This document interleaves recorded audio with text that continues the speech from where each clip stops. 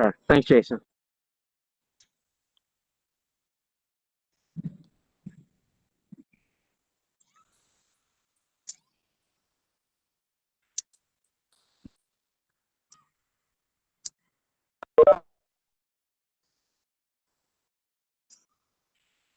Good evening, everyone. This is Supervisor Boddye.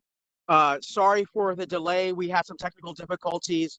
Even after a year doing this, we sometimes, still encounter some of these issues. So I appreciate everyone hanging here with us. Again, Supervisor Boddye, Occoquan District. I want to thank everyone for joining us on this vehicle noise town hall.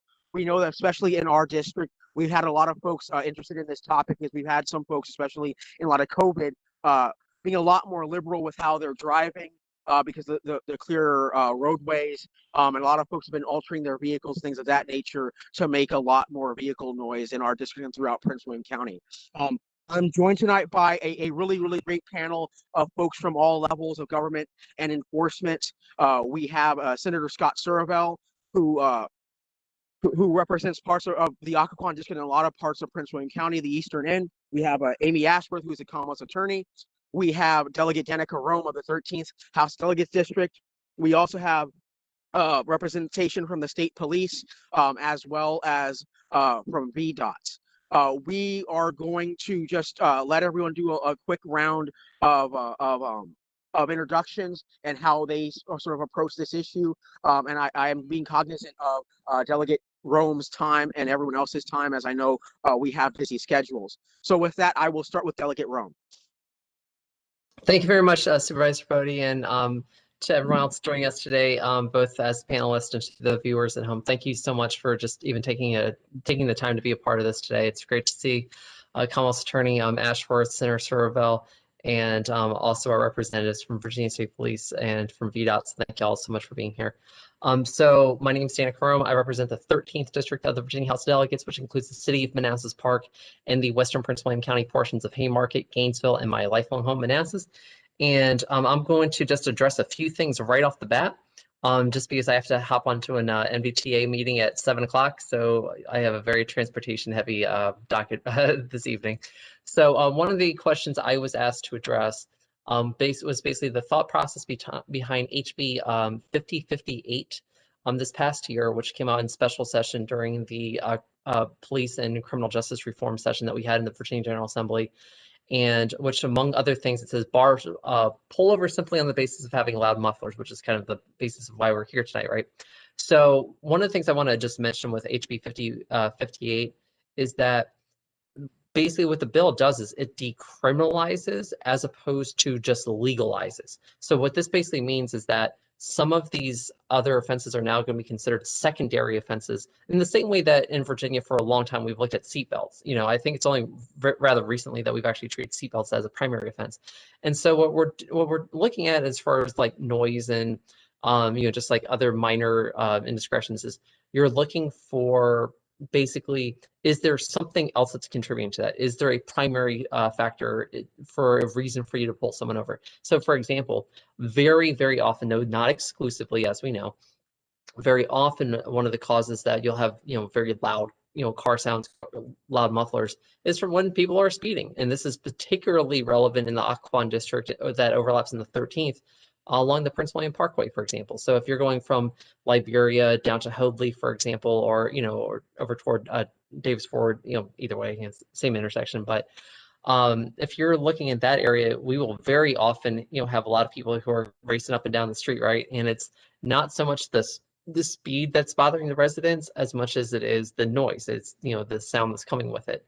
Well, at the same time, very, very often are those same drivers who are making that noise. Are they, basically in the first place, they're speeding. I mean, that's the overwhelming, majority of the reason why when you're looking at a 55-mile-an-hour zone, they're not doing 55. They're going considerably more than that. And so just to kind of giving y'all what one of the thought process behind that was, one of the things we looked at here, this is on a website called Our Community Now. So basically they covered this.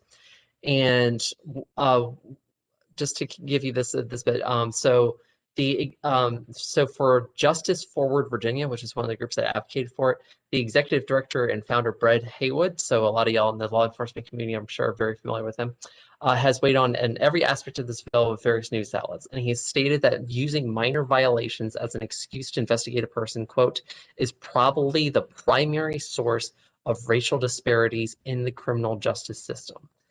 And the reason I just highlighted that is, why would we be dealing with a bill like that in the first place, where, we're basically, just dealing with whether something is nuisance law or whether it is actually dangerous. And you'll note that the amended version of the bill, for example, still allows police to pull over someone who has a busted tail, headlight, or if their lights aren't on, for something along those lines.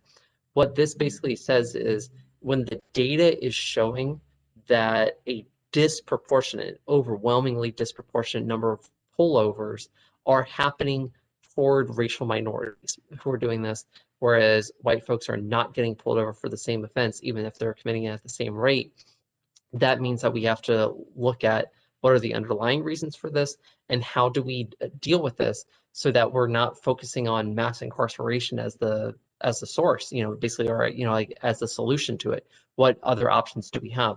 And I'll tell you that even though on the Parkway this wouldn't be applicable, I will tell you that one thing that we are looking at in terms of what are traffic calming measures that can prevent speeding, can prevent a lot of that loud noise in the first place.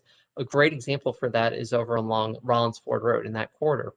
And the Rollins Ford Road corridor over in Gainesville, they have a lot of speeding problems that happen, people racing down the road as they're going between Linton Hall and I want to say in Vint Hill. In that particular area, one of the problems is that you've had a couple fatal, and severe accidents over by a state managed drive, for example. And so in 2019, myself and one of the other supervisors, we held 3 town hall meetings with VDOT, basically public hearings, asking people for their input, for their feedback. And we brought up the concept of having innovative intersection designs there as a traffic calming measure. And particularly, we looked at modern roundabouts. And when we asked people to basically vote on what do you want to see here, the modern roundabout by far and away was the most popular choice. And what that does is it essentially requires you to slow down in order to get through it. And you don't need a traffic light as you're doing it. And as the data will also show you, traffic lights, and especially over at the intersection of Linton Hall and Rollins Ford, you have a significant number of crashes that actually happen there at signalized intersections. And so what we are looking at basically is, what is an innovative way for dealing with this? And the modern roundabout is a great solution for some of our residential areas. Another issue that's particularly pertinent, so where I live here in the Coles District part of Prince William, 30 seconds away from Manassas Park, I'm literally looking at Manassas Drive out my window right now. We will very often have people racing up and down this road.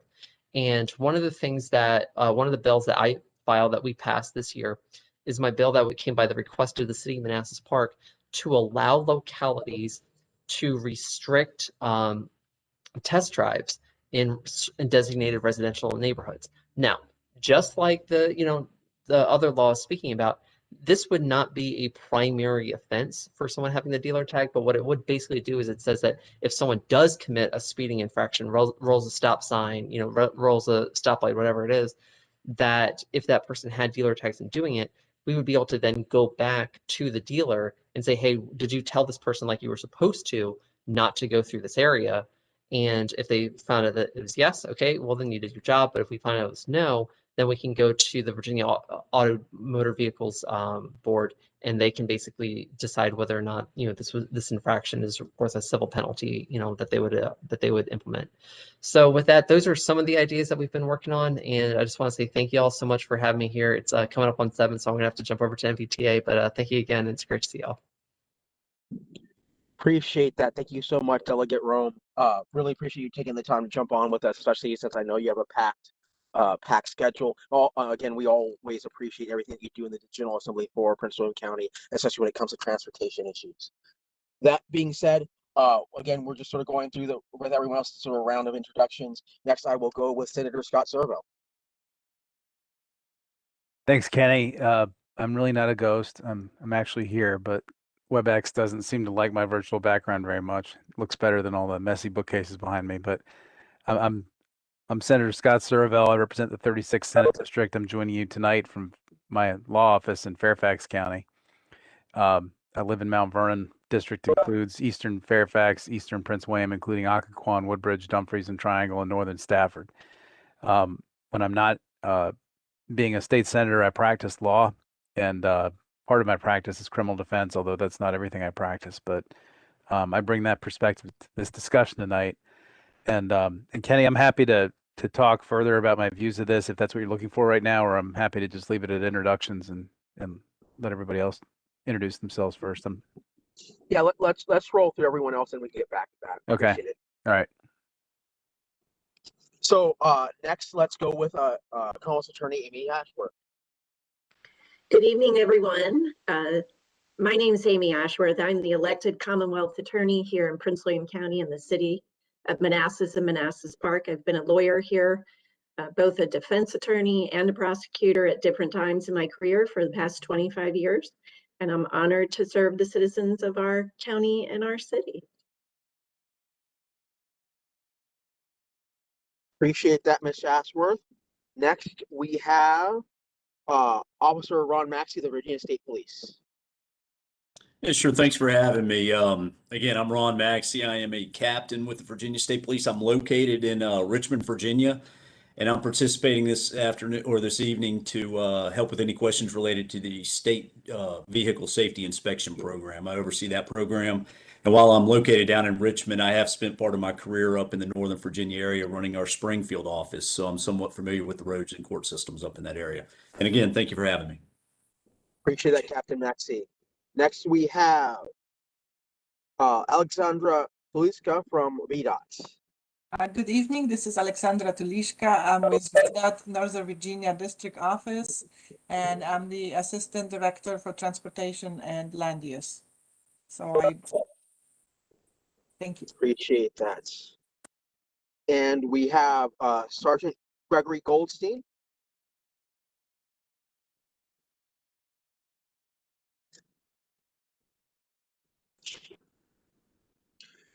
Actually, and I'll just go roll through everyone else. We also have Richard Weinman from our local PW dot. And let's see, did I forget anyone?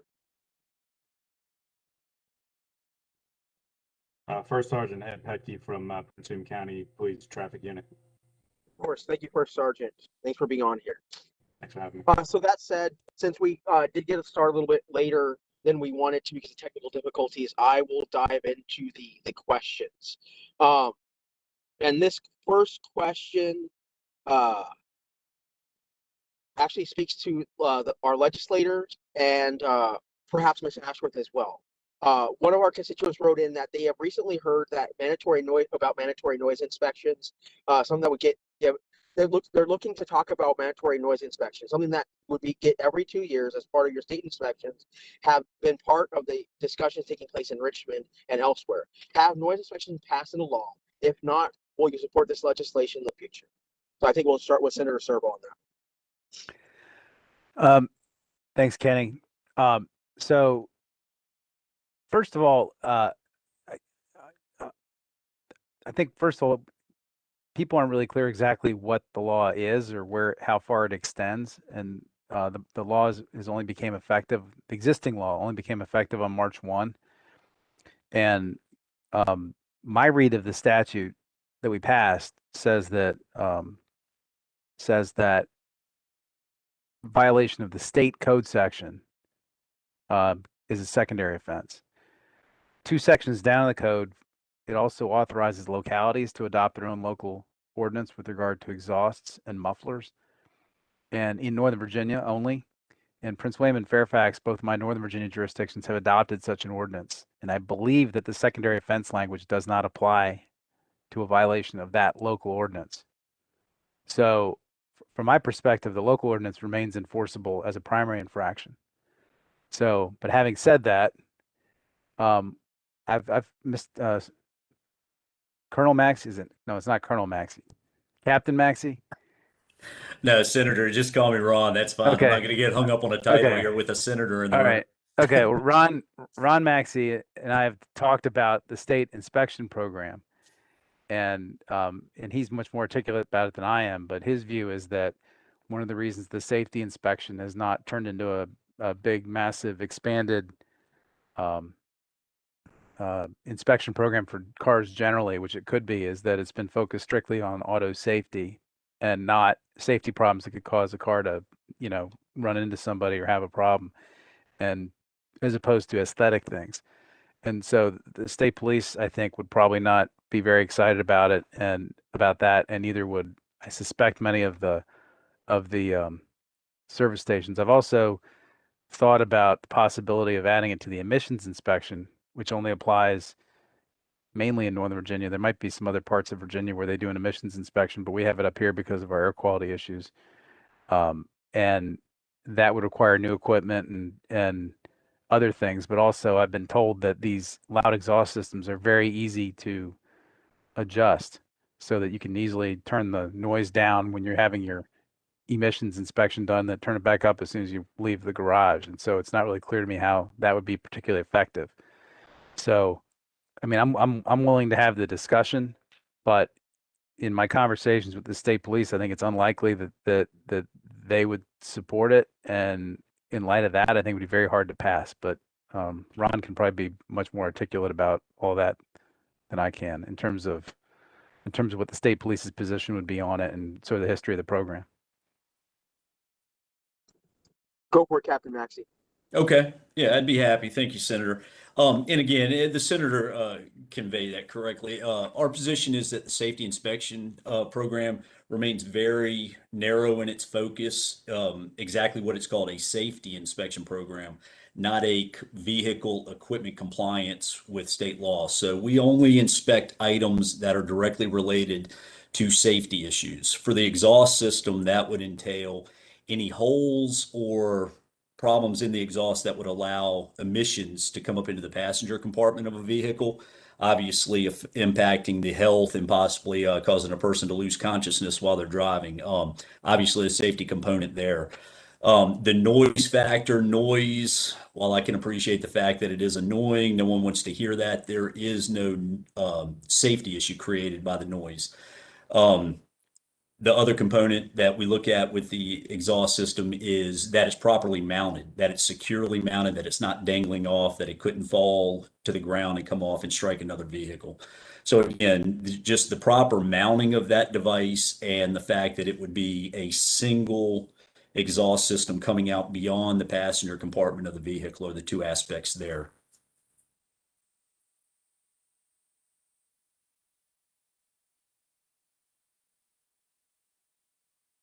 Appreciate that, both Senator Surovell and Captain Maxey. That's very helpful.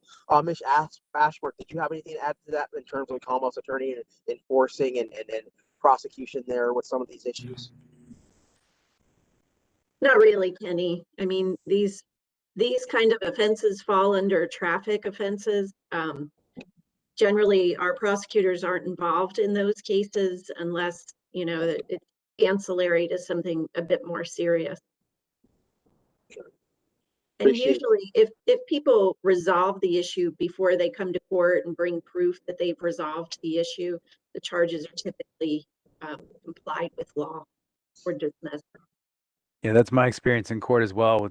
Typically with any kind of traffic safety issue, whether it's a window tint or, a problem with a headlight or a tail light, or nearly all of our judges that I'm familiar with, if you come to court with a receipt showing you've had it addressed or some kind of documentation that's been addressed, they just drop the charge. Right. Thank you for that. And then to get a little bit into how, this sort of dovetails between safety and the noise issue, we've had quite a few people reach out to us, constituents all throughout the county, not just our district, about racing, and how that sort of goes into speeding and noise in itself. Folks in our district especially have talked about racing happening on Old Bridge Road, Prince William Parkway, Colby Drive, Minnieville, Springwoods, and then over towards the more Mid-County West part, Bent Hill, Litton Hall Road, and near the commuter lot of 95 and 123 Appomattox Way. The pointed question is the Prince William PD monitoring these roads, such as setting up speed traps at night? And if folks could sort of speak more broadly to what we can sort of do about these racing issues, especially recently, that would be helpful. Yes. As far as racing goes, it's harder to prove a case of racing than it is of a case of speeding.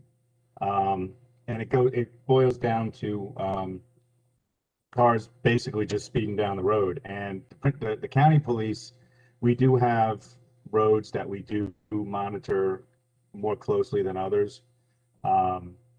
However, as you can imagine, with as many roads as there are in the county and as many officers there are, we can't sit on every road at the same time. But we do field complaints from the public, and we do have a traffic line that people can call in and say, hey, I'm having a speeding issue on my road, or I'm having whatever traffic issue that they may be having.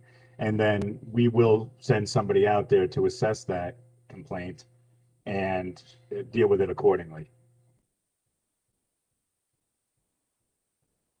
Appreciate that.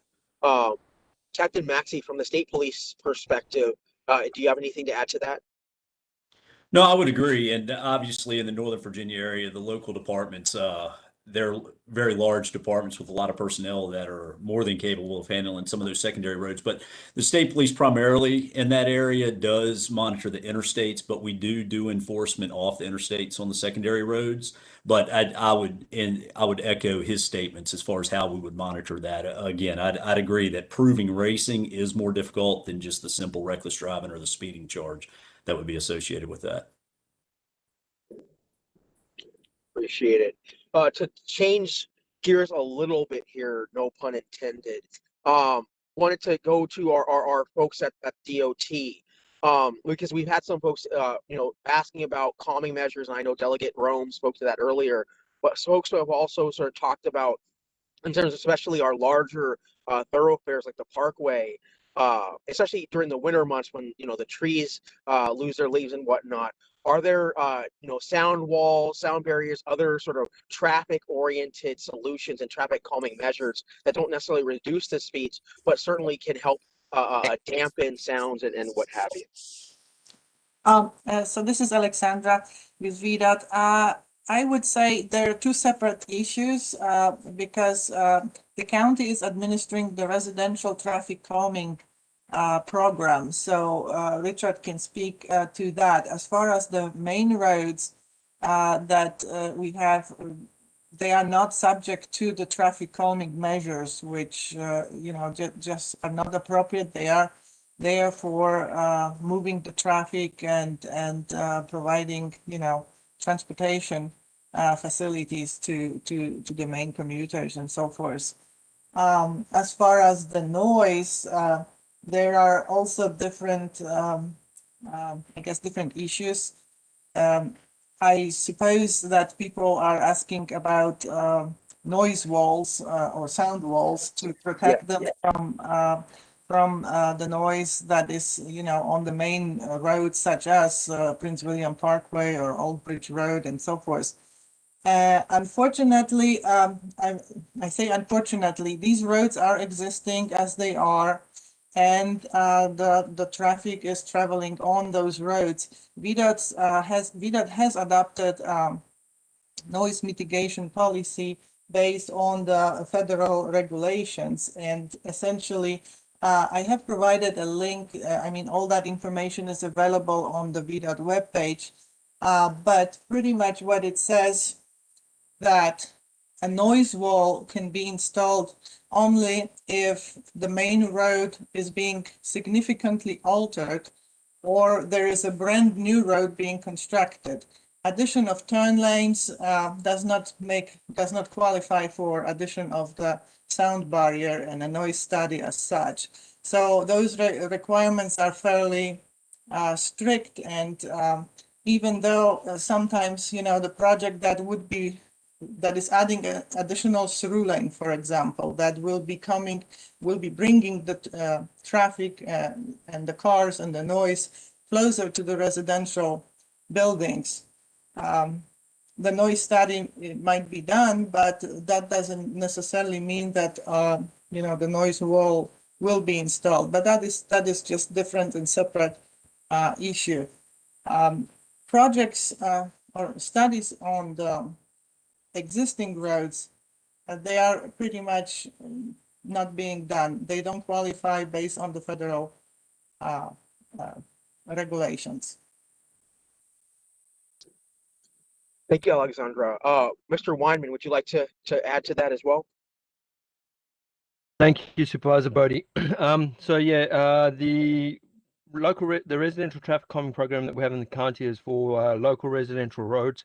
So many of these arterial roads don't qualify. And when we look at traffic calming, you got to look at the road holistically. Unfortunately, often we have a handful of speeders or reckless drivers, and I'm sure the police will confirm this, but the majority of vehicles, although they may be moving fast, are not moving in a reckless way. When it comes to looking at sound walls and those kind of things, the county is growing, so traffic volumes are changing, and there are different issues around the county. But as part of that planning process and stuff, there are setback requirements and buffer strips and that kind of thing that are used to mitigate road noise, even when turning lanes and those kind of things are put in. But as Alexandra said, as roads do grow and volume does increase, we can't fix everything, unfortunately. Thank you, Mr. Weinman and Alexandra. I appreciate your perspective on that and what we can and can't do. We're getting some folks in the chat that have been pointing out that obviously this is a much bigger topic than just racing. But we obviously did get some folks who pre-loaded some questions for us ahead of time that wanted to speak to that. So we want to make sure we want to touch upon that before we get to some of these other issues. To go back a little bit to just general noise, are there, and this goes back again to some of our DOT folks, if you could please explain noise studies and traffic noise impact analyses and how those might be able to help us address some of these issues, especially when it comes to, as we look at, planning out the county, developing out residential and commercial neighborhoods and areas, how we can sort of look at being more proactive in planning things to make sure that we're not exacerbating vehicle noise issues with how we continue to manage our growth as a community.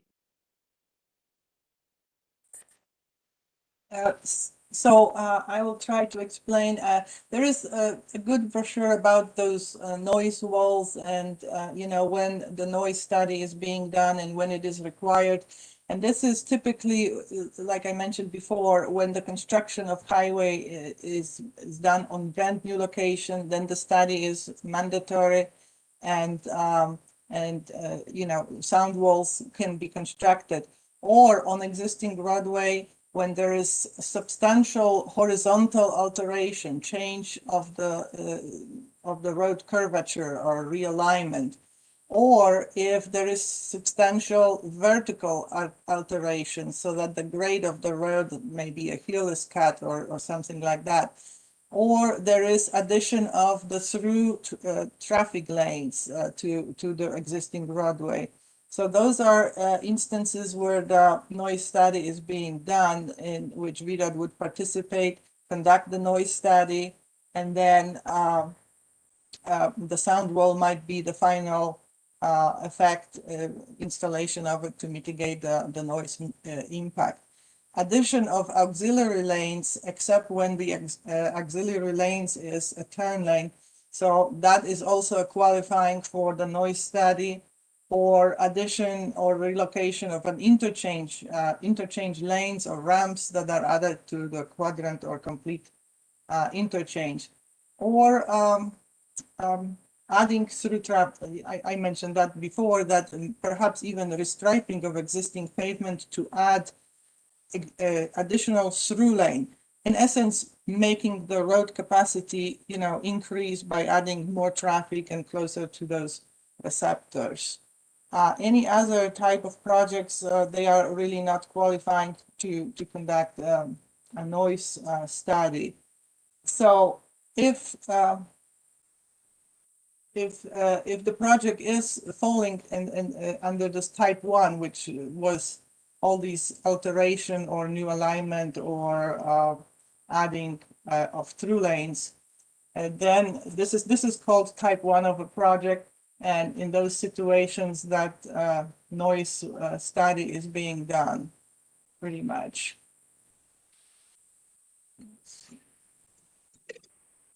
Thank you so much, Alexandra. Mr. Weinman, did you have anything to add to that? Yeah, Supervisor Boddye, not really. As Alexandra said, this is largely to do around road projects. I don't know the details related to new developments and profits, but I know there are limitations on what can be done and what can be requested by the county when a new development goes in. But these kind of things are looked at. So yeah, unfortunately, that's not my area of expertise. I can add something more that sometimes development might be planned ahead of the roadway plan, and it depends on the timing who was approved there first, whether or not a certain development can qualify for noise study and installation of noise walls. And there were instances in the past that the zoning case for, let's say, a subdivision was approved before the road was built. And so when the road came, but the subdivision was not constructed, was not built. And then the road was constructed and the subdivision came in later, we were still obligated to do the noise study and provide the noise wall for that particular residential development because of the different dates. So that's just a different situation. Sure. Otherwise, it is up to the county, I guess, to require whatever buffering or green strips and so forth to provide the best mitigation that can be. Sure. No, I appreciate that, and I know that's something that we've been in talking with, you know, the building industry and developers. When we have projects that come across our desks, you know, we do know that buffers, whether they be natural or otherwise, are good ways to help minimize and help dampen that. So I appreciate that. To shift a little bit back to enforcement, because I know that a lot of folks in the chat are interested in that. To shift back a little bit into legally modified exhaust systems, things like that. And so if both our law enforcement professionals could speak to, you know, training that officers on both your sides of your houses have, just, you know, identifying illegally modified exhaust systems, and what can be done from that perspective, especially when it's clear that someone not only has an illegally modified exhaust system, but it's also obviously a source of a lot of noise that may go well beyond what, you know, anyone sort of intended in terms of allowing these sorts of things to become more of a nuisance. Thank you for that.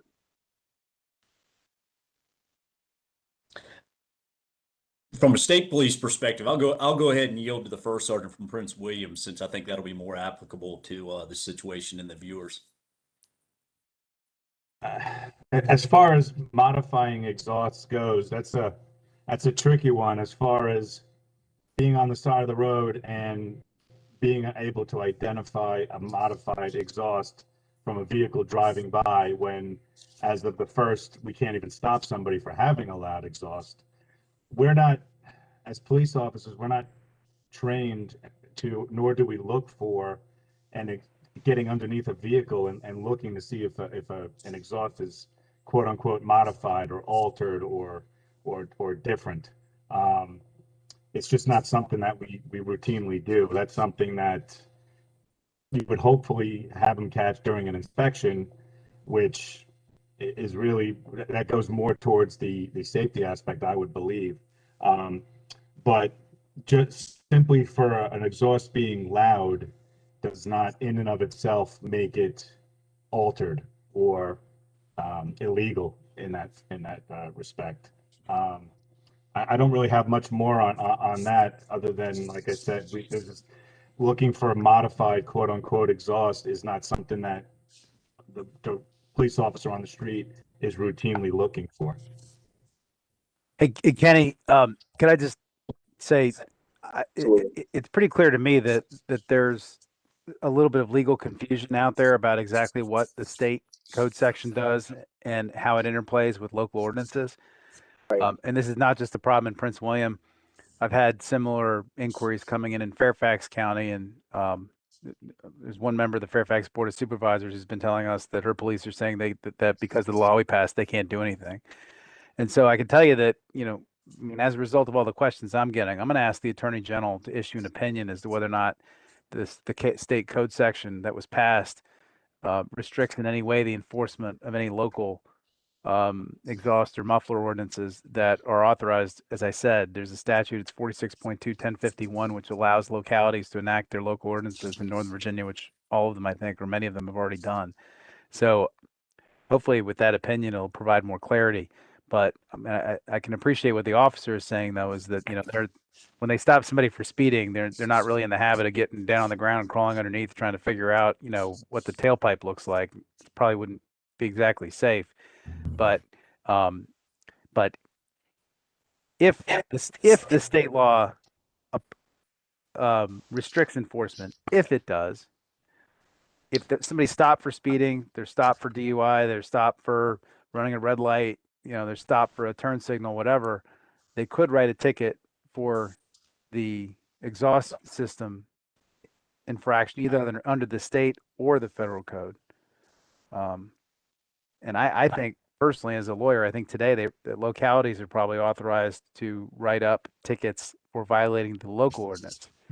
The state police are prohibited by statute from writing up somebody for a violation of a local ordinance. They're only allowed to write tickets for the state code section. So the state police's hands are tied by the statute. But I believe personally, I believe local police might have authority. And I'll get an attorney general's opinion to try and provide some clarity on that. Yeah, I appreciate that, Senator Surovell. If I could hear from the first sergeant on that, and what his perspective and his experience has been with that. As far as the local versus the state goes, Yes. and I was just actually going to bring that up in our county code of ordinances. Section 13-102 deals with exhaust systems, and 103, and so on, deals with mufflers on motorcycles and things like that. As far as the local ordinance goes, there's nothing in here that differentiates whether something is a primary quote or a secondary.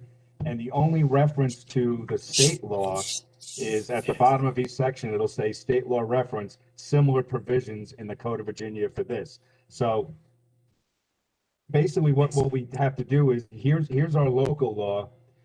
We can look over at the state law, but as far as, like I said, it doesn't differentiate whether we can make that a primary or a secondary. I would maybe ask that specific part of it to Ms. Ashworth, as far as, is that something that, does it have to say that it's a primary or secondary? Does it have to mirror the state law, or can the local law say, well, yeah, the state says it's only a secondary, but it doesn't say anything here, so we're going to go primary?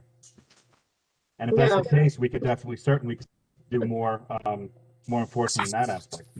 Yeah, I wouldn't recommend that law enforcement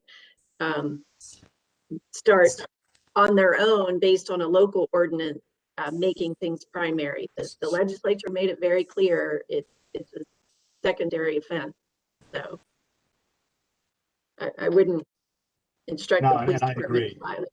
I agree 100%, but that's some of the conversations that, us as officers will sit around and say, hey, the state law says this, but it doesn't say anything in the local law. So, can't we? So, and it's good to finally get a straight answer on that, which we all know that that's the way it goes, but just to get some clarity on that.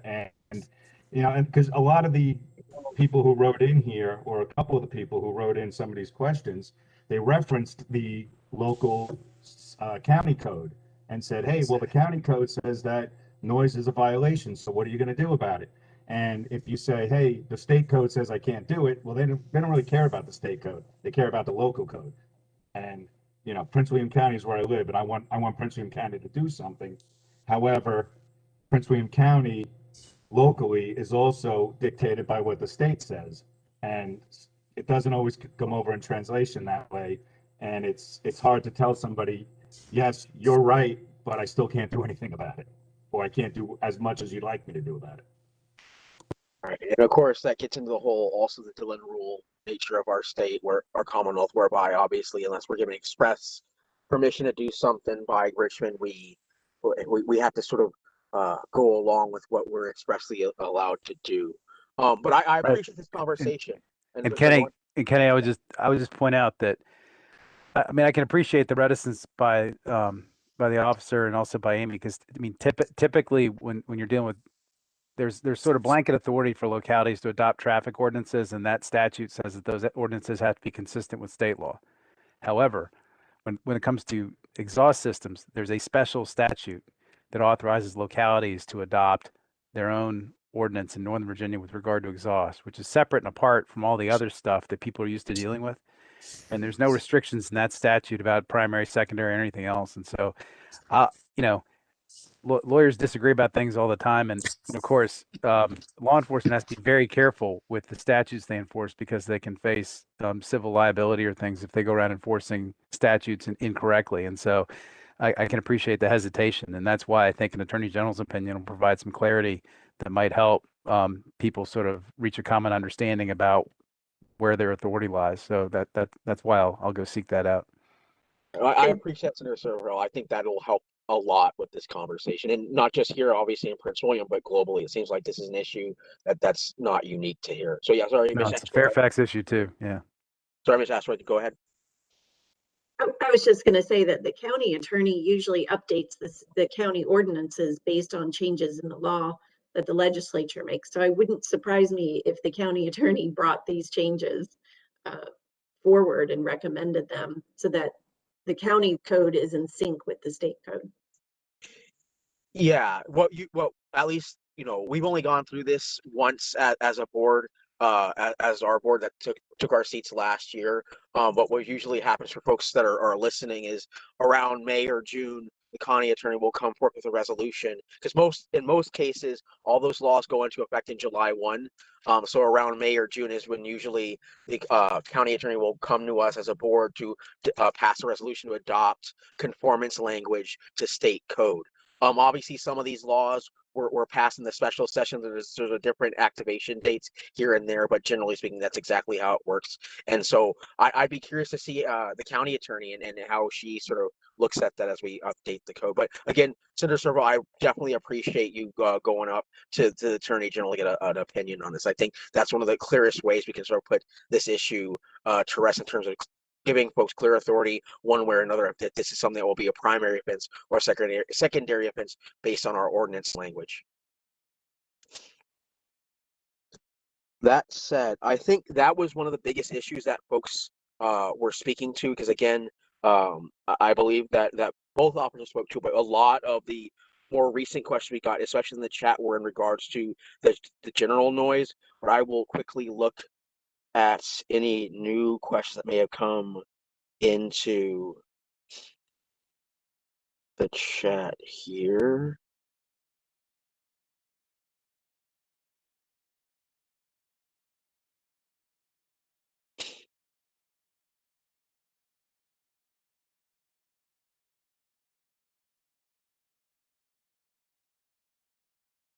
Let's see. Okay.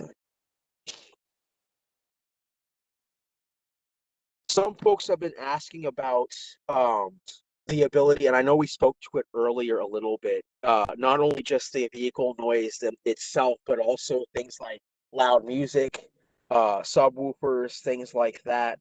I guess this sort of goes to the most of the group, but especially to our law enforcement partners on the line here.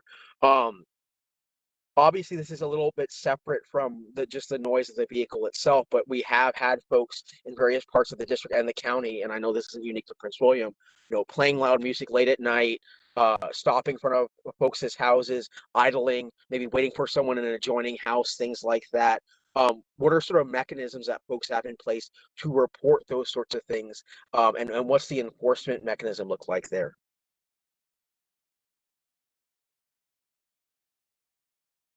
So yeah, we do have there is a noise ordinance in the county where between certain hours of the night, and generally it's between 10 p.m. and 6 a.m. for things such as that, loud music, congregating groups, backyard parties, things like that, where and that's, again, it's subjective to where you are, what the noise is, distances, and things like that. But generally, and this may have changed a little bit since I've actually worked the street, but generally what we would do is we would get out to a noise violation like that, and we would make contact with the homeowner or the vehicle owner or whoever it may be, and 99 times out of 100, simply talking to the person and saying, hey, you're a little loud, can you turn it down? That rectifies the situation right there. We don't have an issue with it again. But that first contact would constitute the quote unquote warning of, hey, if we have to come back out, we may have to issue a summons on this. We usually give somebody the first right to turn it down and have there be no other issue. But a lot of times also is we'll get these types of calls, and you arrive on scene, and what may be a thumping, booming, loud party to one person, you get out of your car and you can hardly hear it from the street. So it's sometimes those are very difficult to do. However, like I said, we would normally give somebody a warning. If we have to come back out again, a lot of times it would summons the homeowner, the person in charge, the person who has control over whatever is making that noise.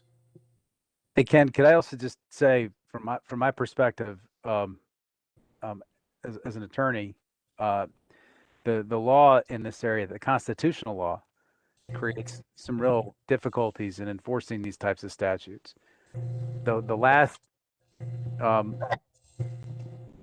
statute or ordinance that I remember the Supreme Court of Virginia setting aside for being unconstitutionally vague was a noise ordinance from the city of Virginia Beach.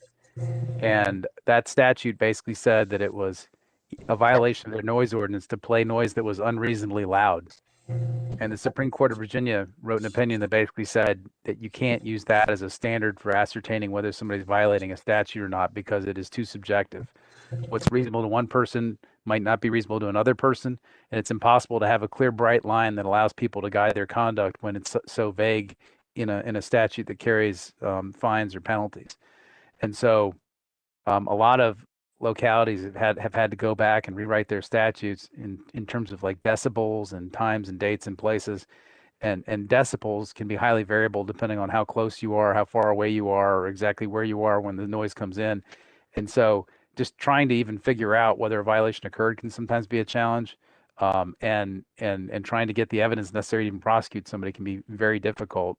I've never actually defended a noise case, but I'm just, the way the officer described it, I think is the way the situation is normally handled, unless you got a situation where somebody's like doing construction at 6 a.m. and it's clear that they're not allowed to be doing that before 7 a.m. and they're making noise.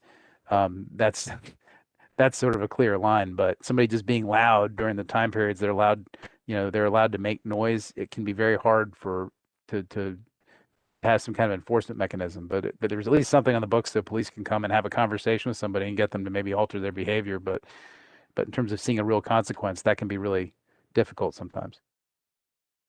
Correct, and that's the biggest issue is it's the subjectivity of what's unreasonable to one person might not be unreasonable to 10 others. And like you said, it's very difficult to not so much enforce, but to really prosecute it. I would think and like I said, luckily, like I said, 99 out of 100 times, if you tell someone, hey, you're being a little loud and turn it down, they do, and that generally solves the problem. Appreciate that.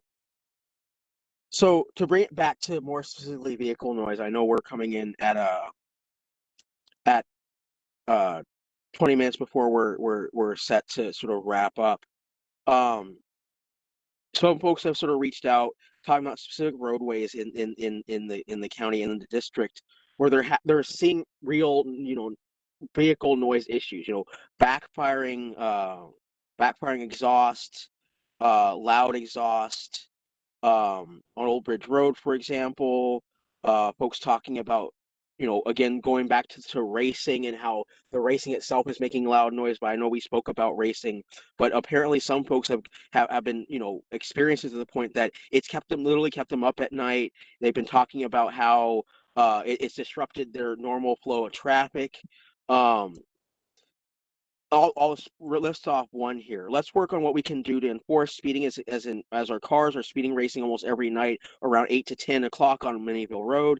As they see cars with loud mufflers racing north, come back and U-turn across Wawa gas station, and then take off and race again. It causes folks a lot of heartburn and issues. If folks see things like that going on, especially multiple times, and obviously, one, you have the safety issue of them racing, but two, more importantly to the topic at hand, the noise that it causes in surrounding neighborhoods, especially when you have cars having backfiring exhaust systems, things like that. Is there a general number they can call to have folks come out to at least look at what's happening? What is sort of the recourse we can start here locally on how to address this more systematically in terms of having mechanisms that people can use to report as they see it? Well, sure. Like Kenny, they should call the police, right? The police will respond and see what they can see. But a lot of times, by the time the police get there, the activity stopped, or maybe they observe one speeder and can stop one speeder. What would help us prosecute those kinds of cases would be if somebody had a videotape of it and we could see and identify the cars, even the driver would be ideal. But then we could kind of build a case of racing. As the law enforcement officers mentioned, racing's really difficult to prove. And, if our citizens are seeing this and it's repetitive, get it on video. And then but you have to be willing to come to court. You have to be willing to testify to it. There's some pretty hefty penalties for racing, and it's an absolute danger. And assuming we stay in the prosecution of misdemeanors, we would absolutely be interested in those types of cases. But it's a lot for a police officer just responding to a call to be able to gather all of that evidence. I would absolutely agree. You basically took the words out of my mouth in the beginning part of, if you see it going on, you call our non-emergency phone number, which is 703-792-6500, and let the dispatch know that you're observing racing, speeding, whatever it is, and they'll have an officer respond out there. But like Ms. Ashworth said, generally, by the time the officer can get there, the activity is over and long gone. And then it looks like, well, the police aren't doing anything. We'd love to do something, but just can't do it if it's not going on when we're there to see it. Those are one of those offenses that we need to see firsthand in order to stop it and to cite it. So, and if it does, to the second part of that point, if it is one of these things that say every Friday night between 10 and 11, this is going on, well, then report that. And hey, I've seen it for the last 3 Fridays between this time and this time, and they can have an officer do what's called like a directed patrol and actually sit there in that area and sort of wait for it to happen. And then once it does, he's got all the evidence he needs from his own eyesight right then and there. And then it's a lot easier for us to take enforcement action if we're seeing it with our own eyes and it's actually occurring while we're there. I appreciate that, First Sergeant. I think that's one of the things that we really wanted to touch upon is obviously folks can't really do very much if it's sort of spontaneous on the spot. But I think in some of these situations, it is something like you said, it's every Friday night or every certain time of the day on certain days. Would folks then call the non-emergency number to sort of report that, hey, every Thursday at between X time and Y time, we're seeing this issue come up and it's causing a lot of noise in our neighborhood. Can they use the non-emergency number to report those? They certainly can. There's also a traffic safety hotline where they can leave a message that says more to that, and go into a little bit more detail. And That number is 703-792-5919. And like I said, that's our traffic safety hotline. And it's a recorded line. It'll be a voice message. It won't be somebody on the other end to pick it up, but they'll be able to leave whatever information that they have. And that's probably a better spot to, if there's something that's occurring routinely at a certain time, a certain day of the week, a certain time of the day or night. It's a little more difficult to let a dispatcher know to tell a patrol officer on Monday that it's happening every Friday and Saturday. Well, that message may not make it to Friday and Saturday or to that squad that's working. But if it comes to this number, it can get to the district stations, to roll calls, to have the officers working those shifts. Hey, we're having racing on Friday nights on, Old Bridge Road between the Parkway and Smoketown. Get out there between 8 and 10 and see what you can do. So those are the two numbers. Anything that's in progress is what you want to call out or non-emergency number for, that we can get an officer out there right away. But anything that's not happening in progress or right then and there, that people just say, hey, you know what, I want to report this because it's been going on and here's the pattern, then that second number, the 5919, is the number that you should call. Appreciate that. So yeah, obviously this sounds like a very complex, nuanced issue, and I know that our partners in law enforcement, you guys have a lot of sort of challenges in trying to enforce these things, especially again as they happen on the fly and spontaneously. So as we get closer here to the end, one of the other things that folks have been asking about, especially in the chat and some other areas, is about audio recorders and cameras and equipment that we can put out. Obviously, we have speed boards and things like that record people's speed as they go through certain areas that we can even do portably. But do we have any sort of analog to that in terms of audio? Are there any enforcement mechanisms that can be used in conjunction with those? When you say audio, are you talking about the noise violation type stuff? Yes. The only way to measure noise is with a decibel meter, and that's something that officers they don't routinely carry around with them. That's not part of the equipment that we use. Again, going back to the exhaust, even if somebody comes by us with a loud exhaust and we see it on a decibel level, we can't stop them for it anyway. So sound measuring is not something that we normally do. Now, the speed board, like you referenced before, let me just be clear about that. That's not something that records anybody's speed. What that is, it's basically a radar gun in the board that just flashes the current speed that you're on. Doesn't record anything, doesn't keep a database of anything. It just lets the oncoming driver know, hey, here's the speed limit and here's your speed. And if you're above this, you better slow it down a little bit.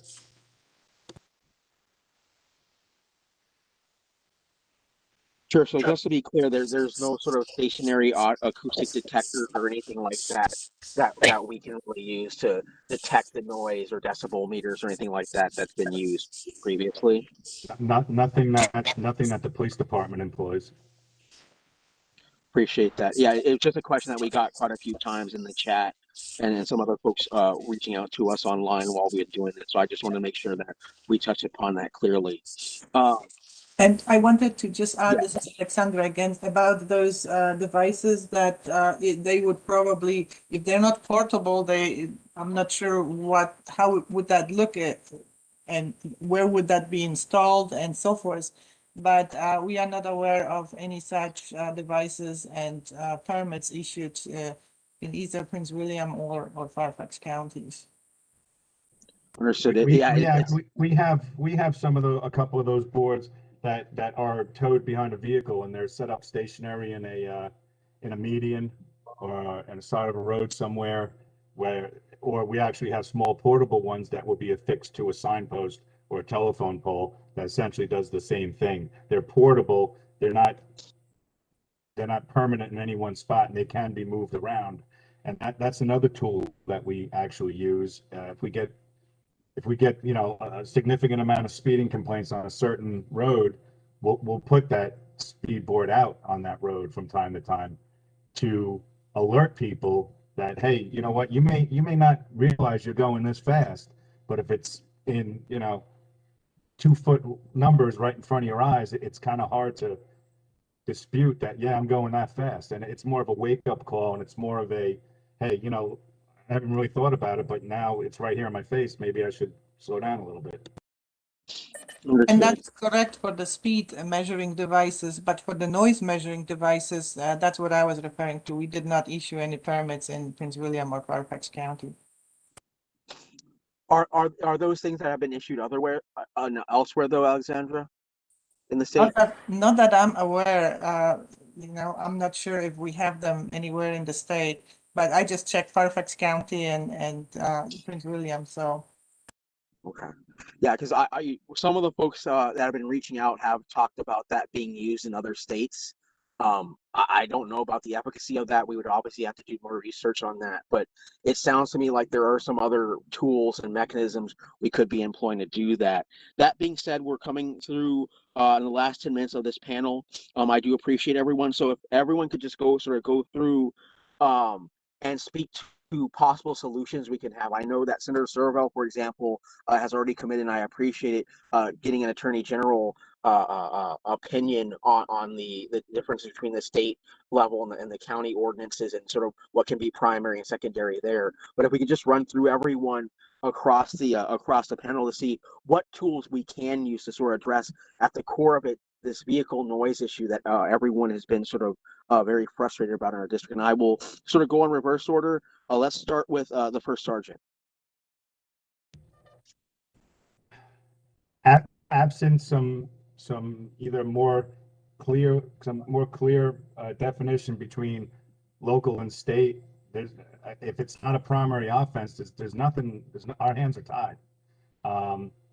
If there's a way, and I know the captain referenced it, when the vehicles go for their inspections, they're not looking for anything that's not safety related. So a loud muffler doesn't constitute a safety issue, so they're not looking for it. I would just say changing legislation is probably the best thing to combat it.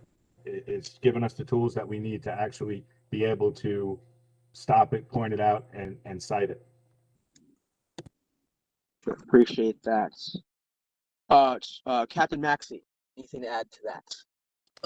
Yeah, Kenny. I'd have to echo the first sergeant there. Obviously, this prior to March 1st would be something we could address in a totally different manner. After March 1st, taking our ability to stop these vehicles away has made it much more of a challenge.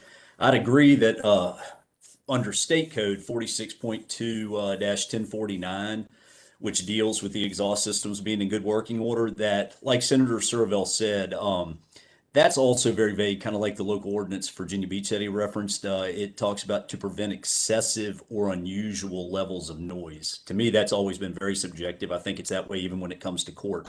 The part of that code that is enforceable, however, is that it says that motor vehicles shall have such exhaust systems shall be of a type installed as standard factory equipment or comparable to that designed for use on that particular vehicle. It's very easy for us if we stop one of these vehicles. Most of them have some sort of a cutout to them. There's some sort of a modification, or they have bought some performance exhaust, which is not even offered.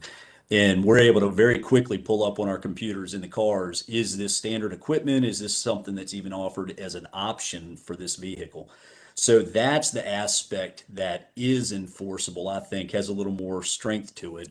Not subjective. It is what it is. You stop it, you find something that's not standard for the vehicle that it's on, and you can take enforcement action under that, as opposed to the actual noise level. Without any kind of decibel numbers on there, it really is just subjective. So I think it's just going after the fact that most of the exhaust systems that people are hearing that are making these noise, they are not standard factory equipment. But again, I'd have to say that due to the fact that this is no longer a primary offense on there, and most of these noise violations come as the vehicles are rapidly accelerating, they have yet to reach the point that they're necessarily speeding in most cases. By the time they get to the posted speed limit, if they're accelerating away from stop signs or stoplights, once their speed plateaus out, they get out of the gas, the noise is no longer there. We don't have the primary offense of a speeding violation to stop them to get the exhaust. Even though we're sitting right there and we can hear it, we can't take action against it.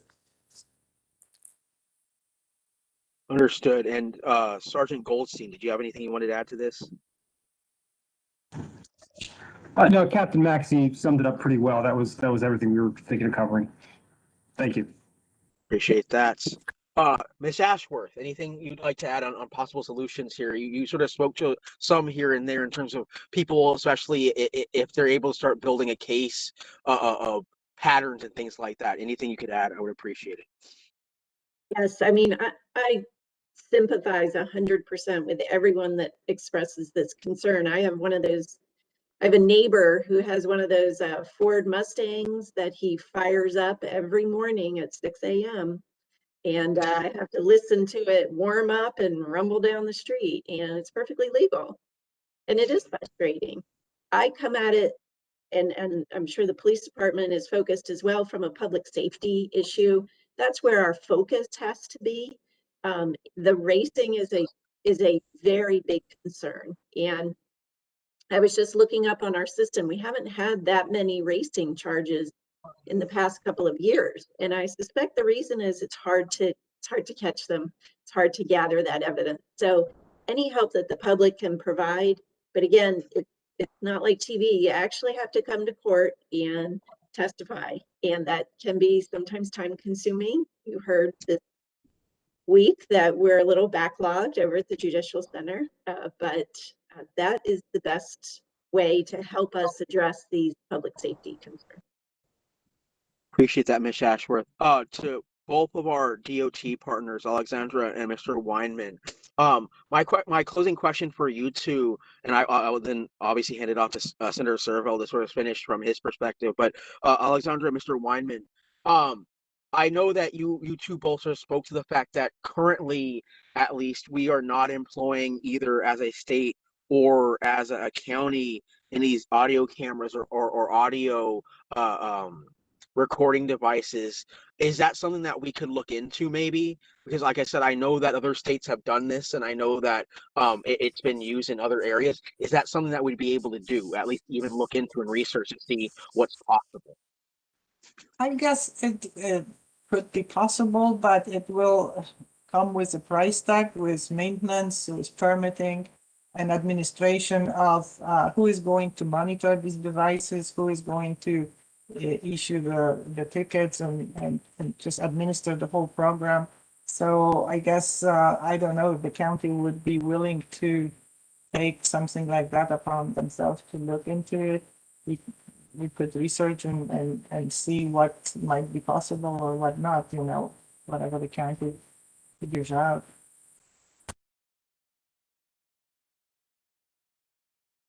Richard, anything to add to that?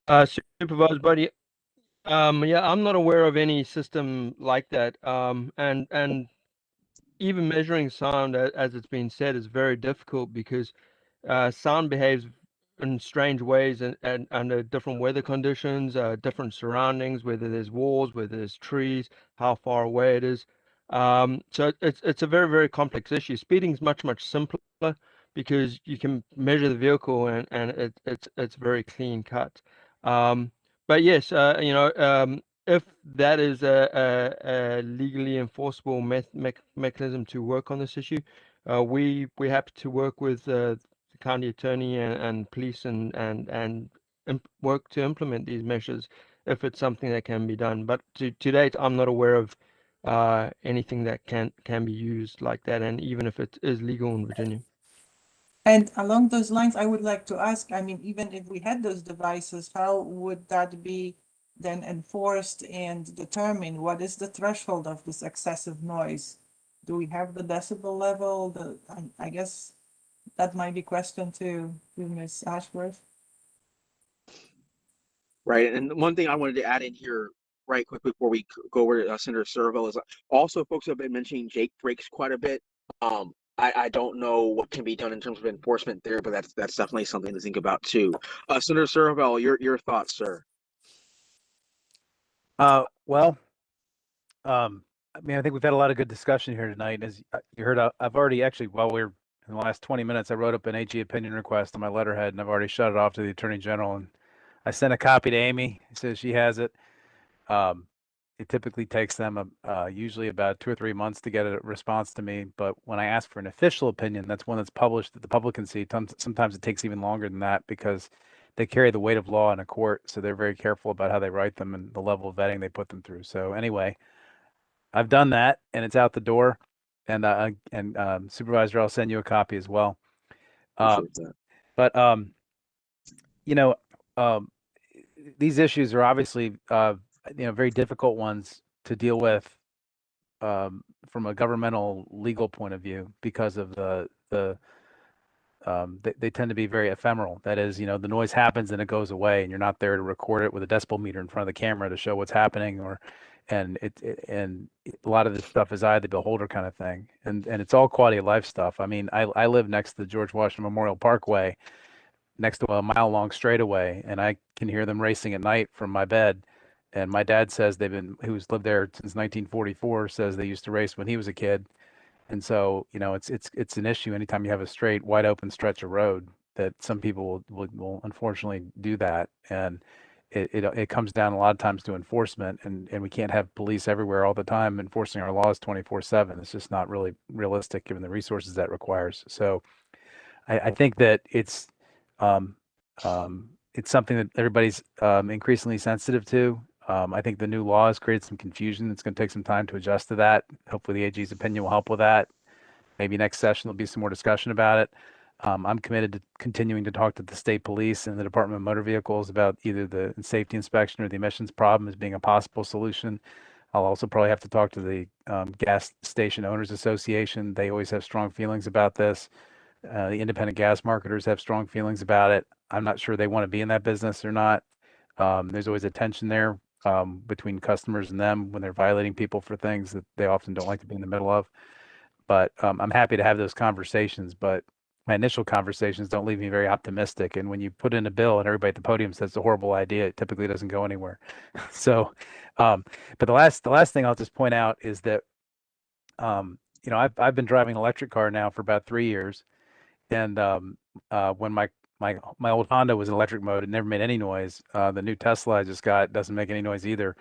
And I know not everybody can afford a new electric car or a used one, but we did pass a statute this year which puts Virginia in the California emissions program, or will likely put us in the California emissions program. And the idea behind that is to lower the price of electric vehicles in Virginia, increase the availability, the numbers of them that are out there. Basically will mandate that our auto dealers sell a certain amount of electric vehicles going forward. And I think going into the future, you're going to be seeing fewer and fewer gas vehicles on the highway. And I think this problem probably 20 years from now will not exist. But or to the extent it does, these people are going to stick out like a sore thumb. So and our laws will probably adjust at that time. But in the meantime, I can appreciate it's a real problem, and it's something we need to try and figure out some creative ways to deal with, and I'm committed to do that. Appreciate that, Senator Surovell. I will just close it out by again thanking all my panelists for joining me tonight. I know this was a complex, tough issue, and I know that we weren't able to answer a lot of the major concerns folks have just because of the complexity and nuance of this. But it does sound like we have some paths forward. And again, Senator Surovell, I appreciate your commitment to getting the AG opinion on this and having those conversations with different stakeholders in the community. I completely, again, sympathize with everyone who's reached out to us both before and during this town hall. I completely understand. I've lived next to crowded, noisy roadways for quite some time during my life in various aspects. I know that it's a quality of life issue, as was said earlier. There's times where it can be peaceful. There's other times where it can affect your mental and well-being. So we are committed to having those conversations, though, and I know we've dug into some of these challenges. That said, we will continue to engage folks as well. And we actually got a lot of feedback on some of those problem corridors, whether it's racing or noise or people who are having just frankly systematic chronic sort of traffic related issues when it comes to a lot of these different overlapping challenges.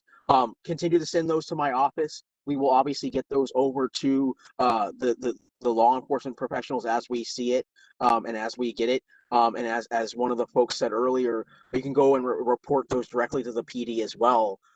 Because there are, I know, in some circumstances, again, as was said, every week on certain times, on certain days, it happens. And as Ms. Ashworth said, we have not had too many of those, especially racing offenses, reported too much. And it's because it's hard to gather that. But we have a lot of folks on this call that apparently have done a lot of work to chronicle those, because it's been affecting their lives week after week, sometimes day after day.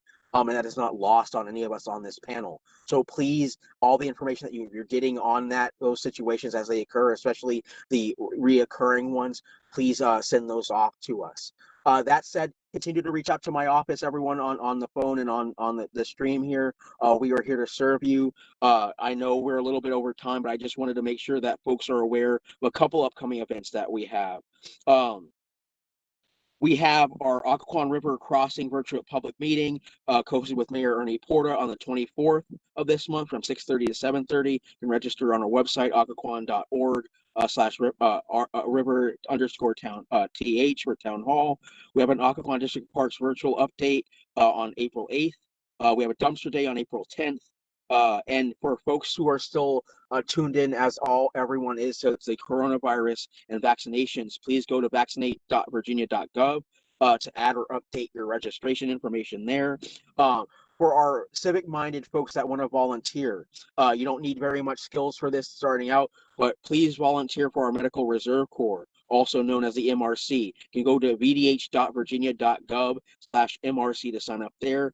And if we haven't gotten to your question, or you would like to dig into this further with our office, please email us at occoquan@pwcgov.org. Again, and that also goes to the folks that have been chronicling these things that have been going on in their neighborhoods. We are here to serve. We know this is a complex issue, but like Senator Surovell said, we are here to have these tough conversations, collect these quality of life issues, and do whatever we can to improve it within what is in our power.